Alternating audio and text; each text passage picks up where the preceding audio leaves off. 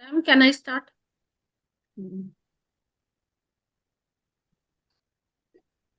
नमस्कार सभी को। आज हम बात करने वाले हैं एक हमारे ऑर्गन जो बॉडी का ऑर्गन है, यानी कि लंग्स। लंग्स को किस तरह से स्वस्थ रखा जा सकता है, और लंग्स के अंदर हम अपनी ही कुछ ना कुछ ऐसी लापरवाही की वजह से या अनजाने और ना जाने अनजाने में ऐसी लापरवाही कर लेते हैं जिसकी वजह से हमारे को हमारे लंग्स को बहुत कुछ तकलीफ से झेलना पड़ता है। और हमारी लंग्स जो है इफेक्ट होते हैं, चाहे वो बाहरी कारण हो या वो अंदरूनी कारण हो, यानी कि एक्सटर्नल रीजन और इंटरनल रीजन। बहुत से रीजन ऐसे हैं जो आज हम डिस्कस करेंगे, और जिसकी वजह से हम अपने लंग्स को इफेक्ट करते हैं और कहीं ना कहीं हमारी बॉडी जो है उसको नुकसान झेलती है। तो आज हम बात करने वाले हैं लंग्स की। तो जैसा कि आप सभी को मालूम है कि हमारा शरीर जो है पांच तत्वों से बना हुआ है: वायु, जल, अग्नि, पृथ्वी और आकाश। इन पांचों तत्वों इन पांचों तत्वों का जब इम्बैलेंस हो जाता है किसी ना किसी की वजह से, तो जो है हमारी बॉडी उसको कोई ना कोई इम्यूनिटी हमारी जो है डाउन हो जाती है और हमारी बॉडी को वो झेलना पड़ता है।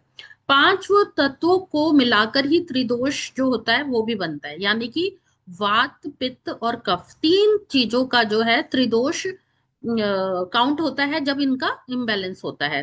तो हम किस तरह से हम अपनी बॉडी में त्रिदोष को हम बैलेंस कर सकते हैं, किस तरह से हम अपनी बॉडी में लंग्स को जो हम इफेक्ट करते हैं, वो आज हम समझेंगे। तो सबसे पहले हम देखते हैं कि सांस लेना होता क्या है आखिर। सांस लेने में दिक्कत क्यों आती है, सांस लेने में जो भी परेशानी होती है और सांस लेने की क्या इंपॉर्टेंस है, वो सभी कुछ हम आज ये समझेंगे। तो देखिए, एक ये मानव शरीर है जिसमें कि आप इस इमेज में देख सकते हैं कि ये एक लंग्स का इमेज है। जिस तरह से हमारी, जैसे प्लांट्स होता है, प्लांट्स में जिस तरह से रूट्स और ब्रांचेस होते हैं, उसी तरह लंग्स में भी आप देख सकते हैं इस तरह की ब्रांचेस बने हुए हैं, जो कि ब्रोंकाई जिसे बोला जाता है। ब्रोंकाई इनका नाम होता है, जिसकी वजह से ये श्वसन तंत्रिका का एक ऐसा पार्ट है जिसमें हमारे जो है खून साफ होता है, और खून साफ होने के बाद जो है हमारे नालियों में जाता है ताकि हम प्रॉपर मात्रा में सांस ले सकें। तो ये जो है सांस ऑक्सीजन लेवल को ये बढ़ाता है यहाँ पे। तो ब्रीदिंग आउट और ब्रीदिंग इन का ये प्रोसेस जो होता है वो लंग्स में होता है। जैसे हम ऑक्सीजन लेते हैं, यानी कि हम जब सांस लेते हैं तो ऑक्सीजन इनटेक करते हैं। जैसे ही हम सांस छोड़ते हैं तो हमारे कार्बन डाइऑक्साइड जो है वो निकलता है। तो ये हमारा लंग्स काम करता है। तो रेस्पिरेटरी सिस्टम आखिर होता क्या है? जो ये रेस्पिरेटरी सिस्टम है, मानव श्वसन तंत्रिका, जिसे कि विंड पाइप भी बोला जाता है। जब हम सांस लेते हैं तो वो जो ऑक्सीजन है वो विंड पाइप के थ्रू हमारी लंग्स में जाता है, और वहां पे जो है ऑक्सीजन हम लेते हैं। तो ये देखिए आप, ये ब्रीदिंग इन और ब्रीदिंग आउट का प्रोसेस लंग्स के थ्रू किस तरह से होता है। तो सांस लेने में तकलीफ क्या होती है, पहले तो हम समझते हैं कि इंपॉर्टेंस क्या होती है रेस्पिरेटरी हेल्थ की।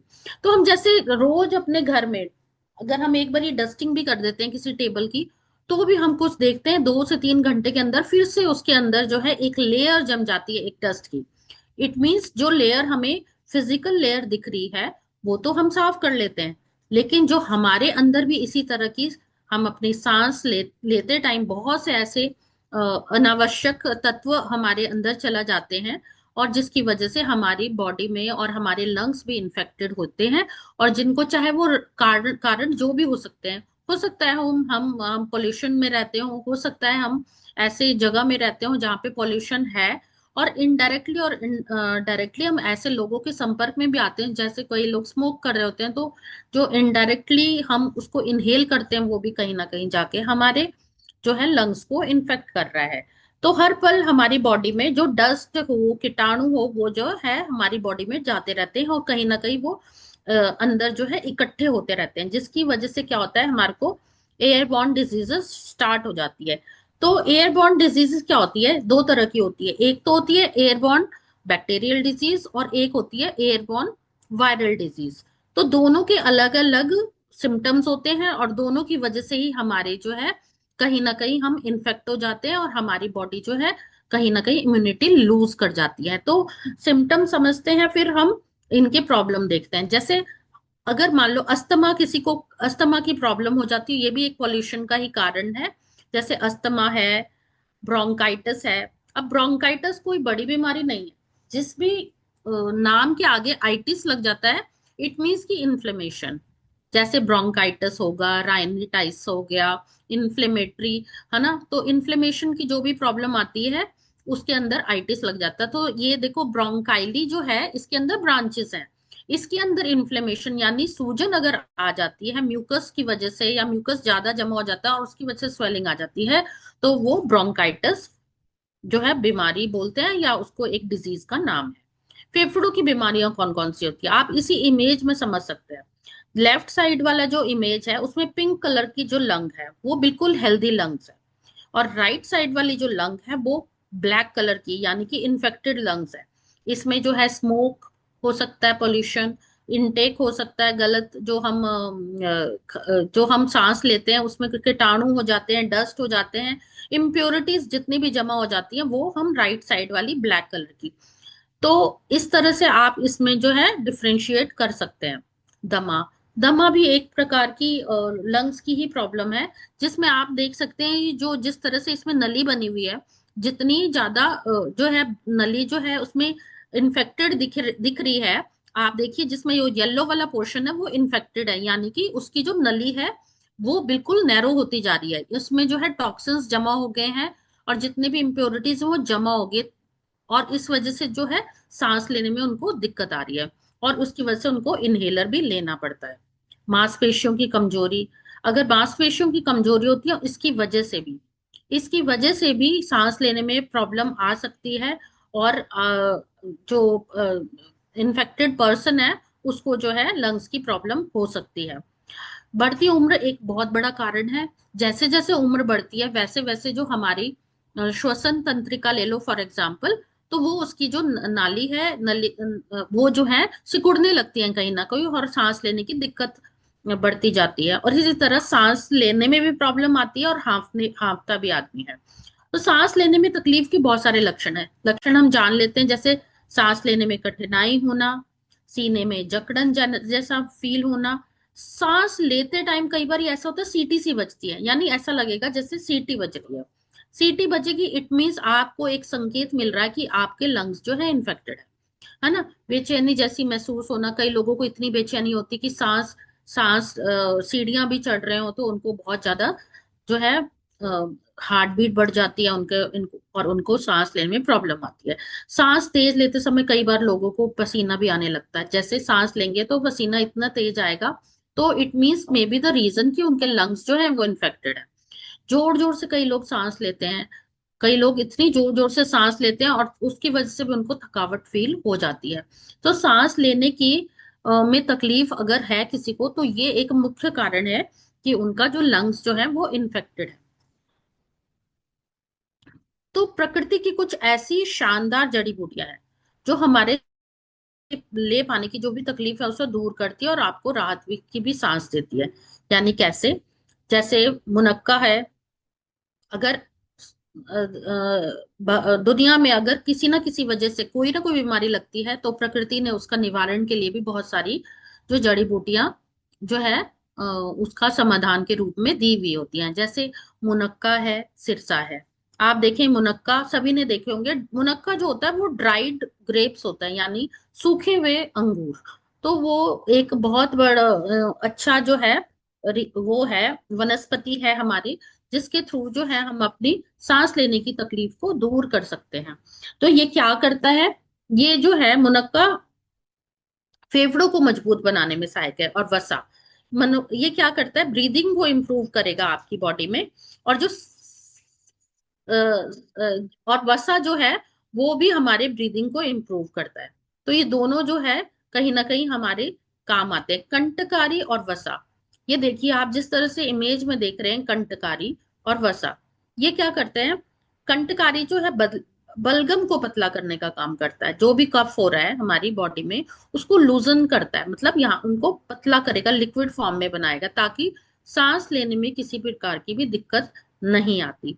और जो ये वायु की जो विंड पाइप है उसको भी ये मजबूत बनाता है, ताकि जो है सांस लेने में दिक्कत ना आए, और जो है डाइल्यूट हो जाए, जो भी कफ जो होता है वो डाइल्यूट हो जाए। तो मुलेठी और दारू हरिद्रा आप इमेज में दे सकते हैं, ये हमारे सबके किचन में पाया जाता है। मुलेठी हम लोग यूज करते हैं कहीं ना कहीं दादी नानी के नुस्खों में। तो मुलेठी और दारी दारू हरिद्रा जो है वो इन्फेक्शन को दूर करता है, संक्रमण जो भी वजह से हुआ है उसको एक कवच सुरक्षा प्रदान करने का काम करता है, ताकि जो है हमारी बॉडी को एक जो है शील्ड मिल जाए, ताकि वो आगे उससे लड़ पाए जो भी इन्फेक्शन हो रहा है बॉडी में। तो ये क्या करता है, इम्यूनिटी स्ट्रांग करता है और इन्फेक्शन से बचाने में मदद करता है। जटामासी, जटामासी आप देख सकते हैं जिस तरह से ये इमेज में बनी हुई है, ये एक तरह से हर्ब है जो प्रकृति ने बनाई हुई है, और जिसको हम कहीं ना कहीं अपने यूज करते हैं। तो ये क्या करता है, ये हमारे मन में जो तरंगे उठ रही होती हैं या मन को शांत करने का काम करता है। क्योंकि जब कोई भी चीज इन्फ्लेमेशन की वजह से कुछ भी चीज हमारी बॉडी में रिएक्शन जरूर होता है उसका, तो उस रिएक्शन का स्वरूप ये हो सकता है कि हमारा मन शांत नहीं होता, या हम चिड़चिड़ापन फील करते हैं, या कहीं ना कहीं ऐसा होता है कि हमारे सर में दर्द रहना स्टार्ट हो जाता है, और हमारा काम करने में मन नहीं लगता। तो ये सब चीजें जो होती है, एक कभी भी कोल्ड कफ एक नॉर्मल सी चीज के लिए में भी हम देखने को मिलता है। तो जटामासी उसमें काम करता है, यानी कि जो ब्रेन होता है हमारा, मन होता है हमारा, उसको शांत करने का काम करता है। और ये क्या करता है, कफिंग को भी, मतलब जो कफ जो हो रहा है उसको भी ये रिड्यूस करता है। तो ऐसा कौन सा प्रोडक्ट है, और इसके अलावा इसमें त्रिकुटु भी है। त्रिकुटु क्या होता है, तीन तरह की आपने सुना होगा, इसमें होता है सुंठी, मरीचा और पिपली। त्रिकुटु सभी ने सुना होगा, ये तीन जो होता है, सुंठी सभी लोग यूज करते हैं अपने घरों में। सुंठी जो होता है ड्राइड जिंजर होता है, यानी जिसको सौंठ भी बोला जाता है, वो, प्लस मरीचा यानी काली मिर्च, प्लस पिपली, पिपली, ये तीन चीजों को मिला के त्रिकुटु बना, तो इसमें त्रिकुटु भी मिला हुआ है। और ये क्या करता है, जितनी भी हर्ब्स ऊपर बताए कि उनकी पावर को एनहेंस करता है, यानी कि उसको भी बढ़ाता है, उनको एब्जॉर्ब करने की शक्ति जो है त्रिकुटु में होती है। इसके अलावा जो है इसमें जावित्री और शर्करा भी है। जावित्री और शर्करा क्या करता है, हमारे में एनर्जी बूस्ट करने का काम करता है, यानी एनर्जी बूस्ट होएगी, यानी एनर्जी मिलेगी तो हमें काम करने का मन करेगा, नहीं तो इतना लेथार्जीपन बॉडी में आ जाता है। तो अभी इसमें हनी भी मिला हुआ है, जो हमारे जो गला होता है, सूजन आ जाती है जिसमें, उसको ये शांत करने का मन कर, इसको सूदिंग करता है, सूदिंग इसमें जो है प्रॉपर्टी होती है एक हनी में। और इसमें कोई भी स्टेरॉइड्स नहीं है। ऐसा कौन सा प्रोडक्ट है जिन सभी जो जब भी जितनी भी प्राकृतिक जड़ी बूटियां बताई उन सभी का मिश्रण है, और वो सांस ना ले पाने की तकलीफ को भी दूर कर। जी हाँ, ऐसा बहुत शानदार प्रोडक्ट है जो कि है एलिमेंट वेलनेस का आयुश्वास। आयुश्वास जैसे आप नाम से ही समझ रहे होंगे कि हमारी आयु यानी एजिंग प्रोसेस को वो हवा देता है, यानी कि श्वास देता है, यानी कि जान देता है। तो इसमें जैसे कि अभी मैंने बताया, मुनक्का और सिरसा है जो हमारे लंग्स को स्ट्रांग करता है। कंटकारी और वसा है जो हमारे जो नेजल ट्रैक है, यानी कि जो विंड पाइप है जिससे हम सांस लेते हैं, उसको क्लीन करने का काम करता है। मुलेठी और दारू हरिद्रा है, तो वो हमारे इन्फ्लेमेशन पे काम करता है, यानी सूजन को दूर करने का काम करता है। जटामासी जो क्या करता है, हमारे मन को शांत रखने का काम करता है। इसी तरह त्रिकुटु बताया है जो अब जितने भी हर्ब्स हैं ऊपर, इन सबको एब्जॉर्ब करने का काम करता है। और शर्करा है, जावित्री है, ये हमारे को एनर्जी प्रदान करता है।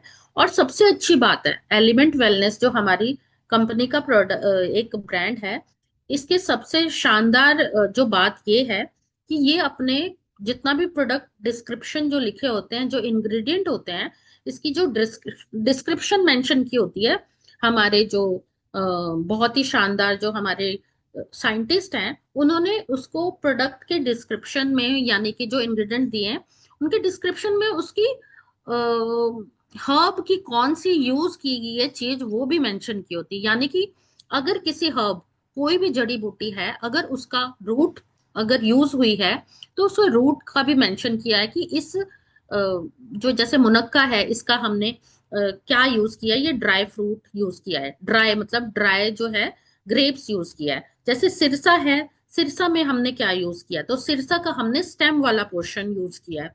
तो उसमें आगे सिरसा के आगे स्टेम भी लिखा होगा, यानी एसटी लिखा होगा, जो भी उसका शॉर्ट फॉर्म है वो लिखा होगा। इसी तरह कंटकारी है, उसका भी अलग से लिखा होगा।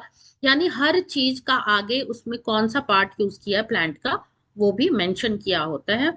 तो ये बहुत ही लाजवाब चीज है, चाहे आप कुछ भी कह दिए।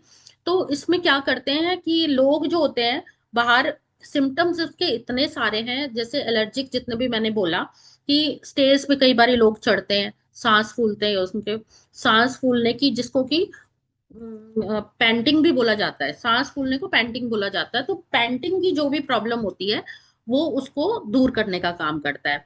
एलर्जिक ब्रोंकाइटिस, यानी एलर्जी जो ब्रोंकाइटिस है, इन्फ्लेमेशन है, ब्रोंकाइटिस हो जाता है जब, तो उसकी एलर्जी को भी ये दूर करने का काम करता है, यानी ये सिम्टम्स में शो होता है आपकी। और राइनेटिस, राइनेटिस होता है ये भी, जैसे इन्फ्लेमेशन है, राइनेटिस क्योंकि आइटिस लगा है इसमें। तो राइनेटिस होता है हमारी नोज की लाइनिंग में, इनर लाइनिंग जो होती है उसमें स्वेलिंग आ जाती है, और वो अंदर जो है रेड हो जाता है। तो इस वजह से आप समझिए कि नोज के अंदर की लाइनिंग की स्वेलिंग को दूर करता है, जिसकी वजह से क्या होता है, रनी नोज हो जाता है, या छींकें आनी स्टार्ट हो जाती है, या किसी भी तरह की हमारे को, ये स्टार्टिंग फेज होता है। तो इसमें घबराने की कोई जरूरत नहीं होती है, लेकिन ये एक सिम्टम्स हैं जिसको लोग जो है फेस भी करते हैं। तो रेस्पिरेटरी जो डिसऑर्डर होते हैं, ये होता है किस किस वजह से, मैं आपको एक बारी क्लियर कर देती हूँ कि हमारी सभी के शरीर में, बॉडी में मास्ट सेल होता है। मास्ट सेल क्या करते हैं, एक गेट कीपर का काम करते हैं हमारी बॉडी में। गेट कीपर यानी कि रक्षा करने का काम करते हैं, एक सेल्स होते हैं मास्ट सेल। ये क्या करते हैं, जब हमारी बॉडी में कोई बाहरी तत्व, यानी कि कोई एक्सटर्नल, कोई ऐसा एलर्जिक, जो हमारी बॉडी उसको करती नहीं है, लेकिन वो अटैक कर जाए, तो हमारी बॉडी में वो अटैक के बावजूद, अगर इतनी स्ट्रांग नहीं है इम्यूनिटी आपकी, तो वो क्या करता है, वो फूट जाता है। जैसे ही फॉरेन पार्टिकल कोई अटैक करेगा तो वो मास्ट सेल फूट जाएगा। और जब फूट जाएगा तो उसमें से क्या रिलीज होगा, हिस्टामिन। हिस्टामिन क्या होता है, एक ऐसे तत्व है जो हमारी बॉडी में से अगर रिलीज हो गया तो इट मीन्स हमारी बॉडी में कोई ना कोई डिसऑर्डर जो है स्टार्ट हो जाएगा, चाहे वो किसी भी फॉर्म में हो।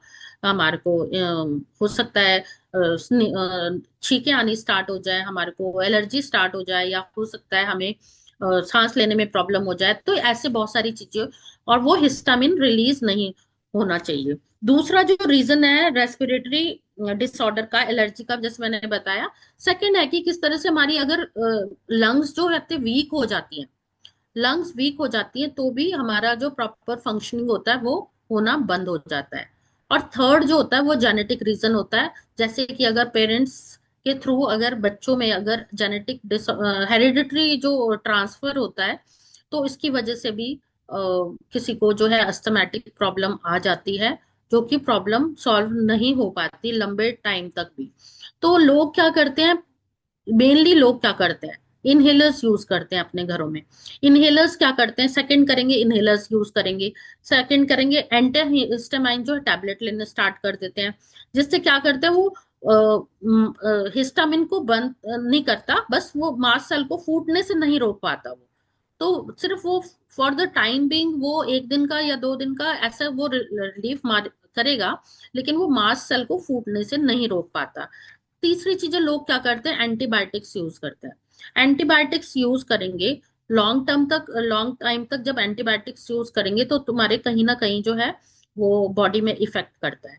और फोर्थ, नेबुलाइजेशन भी लेते हैं लोग, जिसमें क्या होता है, मिस्ट, जैसे वो स्प्रे नहीं करते, नेबुलाइजेशन में स्प्रे करेंगे, जिसकी वजह से क्या करेंगे वो, तरीका तो शॉर्ट है, लेकिन ये क्या करते हैं, ये एक्सपेंसिव तरीके है। एक दिन दो दिन के लिए तो ठीक है, अगर लॉन्ग टाइम के लिए किसी को चाहिए तो बड़ा एक्सपेंसिव पड़ता है।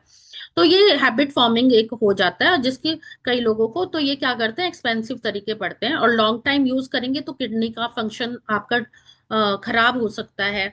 और इसकी वजह से और भी आपके ऑर्गन्स जो है कहीं ना कहीं जो है खराब होने स्टार्ट हो जाते हैं। तो आयुर्वेदा जो होता है, जो कि वे ऑफ लाइफ बोला गया है आयुर्वेदा को, उसमें सेलेक्टिव कुछ जो सेट ऑफ हर्ब्स हैं, वो हमारी कंपनी ने उन सेलेक्टिव सेट ऑफ हर्ब्स को मिलाकर ये आयुश्वास जो है उसको बनाया गया है, ताकि उसको यूज करके नेजल ट्रैक को तो स्ट्रांग करेंगे ही, लंग्स को भी मजबूत बनाएंगे, इन्फ्लेमेशन को भी रोकेंगे, और तुम्हारे माइंड को भी काम करेंगे। तो बहुत सारे इसके जो है फंक्शंस हैं जो यहाँ पे आयुष्वास में है, जिसको कि अगर ले सके, इसमें कोई स्टेरॉइड्स नहीं है। जो बाहर के मिलते हैं इनको स्टेरॉइड्स भी होता है, ताकि वो लंबे टाइम तक यूज करते हैं तो उनको जो है मल्टीपल जो है डिसऑर्डर होने स्टार्ट हो जाते हैं, और कहीं ना कहीं उनके ब्रेन को भी इफेक्ट करता है, उनकी किडनी को भी इफेक्ट करता है। तो इन सब तरीकों से जो है बचना चाहिए। और इसको जो है सांस की सभी बीमारियों से ये लड़ने का काम करता है। सांस लेने की प्रक्रिया में सुधार करता है, फेफड़ों के कार्य को बढ़ाने में मदद करता है, और एंटी एलर्जी जितनी भी हैं तरीके होते हैं उनको बढ़ाने का काम करता है। तो ये बहुत अच्छा है।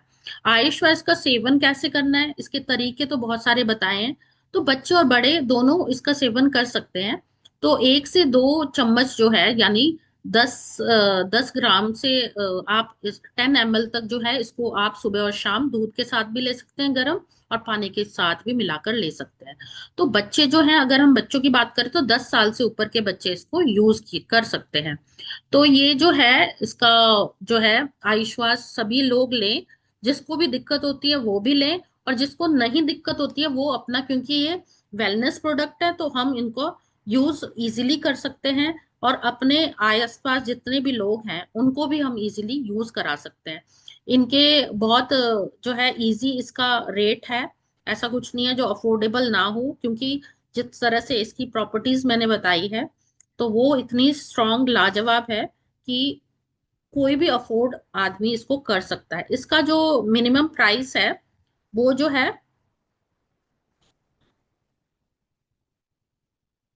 मिनिमम प्राइस है इसका, वो है 1067। तो आप इसको 1067 में आप इसको ले सकते हैं। तो इसको आप यूज करें और अपने लंग्स को आप और फेफड़ों को मजबूत बनाएं। हर सांस होगी आसान और मजबूत आयुश्वास के साथ। तो ये था आज का शानदार प्रोडक्ट जो मैंने आप सभी लोगों के सामने शेयर किया है। और आप सभी लोग बताएं कि आपने किस प्रकार इसका लाभ उठाया है। और मैं होप करती हूँ, आई होप कि सभी को पसंद भी आई होगी प्रेजेंटेशन, और सभी लोग इसका बेनिफिट लें। धन्यवाद।